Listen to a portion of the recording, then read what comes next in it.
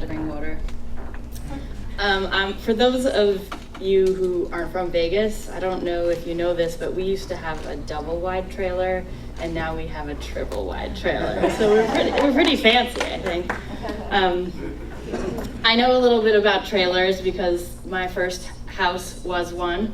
I was raised in a rural town in upstate New York in a very strict Christian household. My exposure to big dreams was that maybe someday I could be a missionary and teach Christianity in the developing world. Didn't really think that much about college because I didn't know anybody who had gone, and so it didn't seem very relevant to my life. It was about 13 when I stepped off the traditional education path. I was starting the first week of 8th grade and decided I just didn't really want to go there anymore. In subsequent years, I sort of turned that into a different story for interviews and college applications and jobs, and said, the school was really not that high quality of a school, and I had this big snowboarding dream, and I wanted to go out and change the world. But the reality was much less glamorous. I was bored and I was uninspired. So I looked at sort of the situation that was in front of me, and I realized that I had been going to the same place with the same people and doing the same thing at the same time every day. And it really led me to ask why. What is the point of this? Why am I learning these things? Why are the people who are in authority in that position that they get to decide what I'm going to learn? And I sort of had this moment of empowerment, of like pubescent angst, and I was like, they're not the boss of me. And so I signed up for a correspondence school and managed to finish the last year of middle school and all of high school in 3 years, and immediately started looking at opportunities to go out and do volunteering or have jobs or internships or things like that.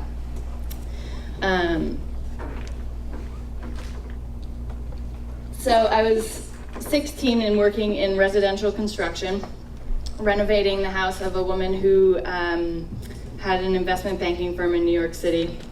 And I was literally tearing down a wall, and she passed by, and I got up the nerve because I had noticed that she had this library of incredible books, and one of the books was a Carl Jung book, and at that point in time I was super jazzed by Jung.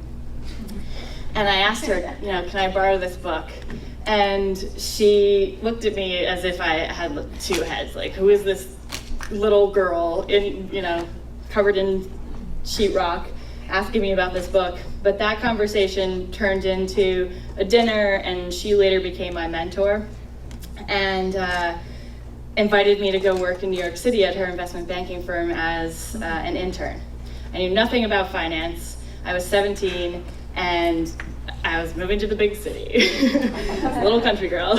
And I didn't learn anything about finance at all. I still haven't learned that much about finance. Don't tell Tony. But yeah, so I'm there in the city, and I have this incredible mentor, and I have my family sort of cheering me on. And it really changed the trajectory of my entire life. Not because of the specific things that I learned, but because it broadened my horizons to this entire world that I didn't even know was possible. It enabled me to dream about something that had never been on my radar before. And so because of that opportunity, I was able to sort of take some other internships and get some really cool experiences, and decided that I was going to go back to the formal education system, and I was accepted to an Ivy League school, and very shortly after realized that it had the same problems that I had had in K through 12. Essentially that people who learned to follow instructions got really good grades, and everyone else was sort of floundering. I'd like to say that I learned that lesson at that point, but 5 years later found me at like Groundhog's Day MBA version, the same situation again, thinking that I was going to learn something in an academic environment. And in both scenarios, the way that I really learned the best was through creating independent studies around things that I was interested in, taking on internships, doing projects, things like that, where I actually got to roll up my sleeves and do real work. And it was interesting because, I was really frustrated watching students around me getting straight A's and, feeling like I'm good at work. Like, why am I not good at this? Why can't I figure this out? But then along came graduation, and I was able to get jobs, and a lot of my fellow students were struggling, like, I don't know how to do that.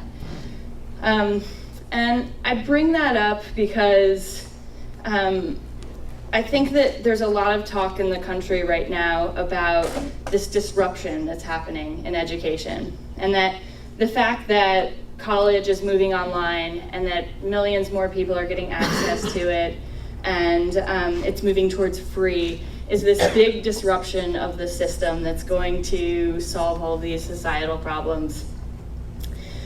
But they're not really thinking about the fact that, specifically with online education, 70% of people who start a course don't finish it. Almost half of college graduates are unemployed or underemployed at graduation. The data clearly shows that college is not the best preparation for the job market. That's not to say that college doesn't have value. It's just to say that if you're trying to drive towards a certain outcome, you need to think about what it is that the inputs that are needed to get there.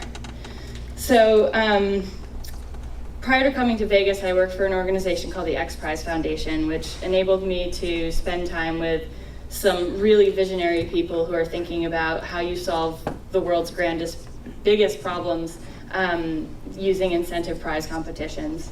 And education was always a really tough place to develop a prize, just because we're so ingrained in the system, right?